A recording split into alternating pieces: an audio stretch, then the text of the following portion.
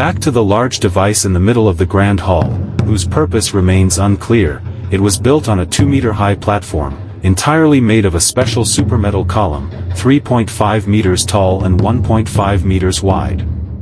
At that time, intuition prompted Cesar that this device seemed to be related to consciousness.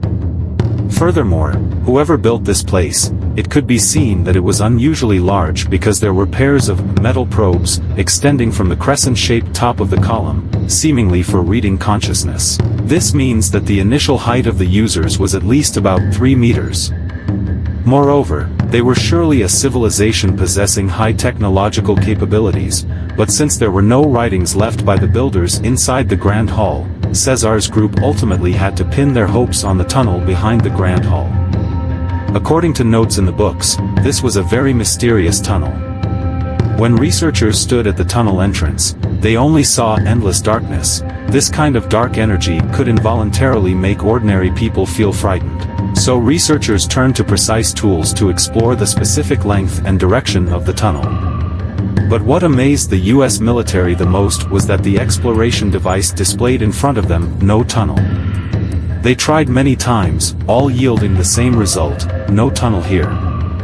After that, Cesar came to the tunnel entrance. He discovered that there was a shield at the entrance that ordinary people could not see. Normally it was as quiet as a pond, but when Cesar stood before the shield, he not only could see the shield, but he could even converse with it. Next, the shield began to vibrate continuously, until it reached the fastest speed, then the shield suddenly disappeared. Along with that, a tunnel emitting a greenish-blue fluorescence appeared before everyone. Not only did the tunnel appear instantly, at that moment, a corridor formed by a row of crystal columns also materialized.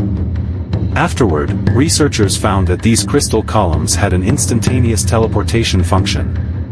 In ancient times, the highly advanced technological civilization here relied on the energy emitted from these crystal columns to travel between dimensions.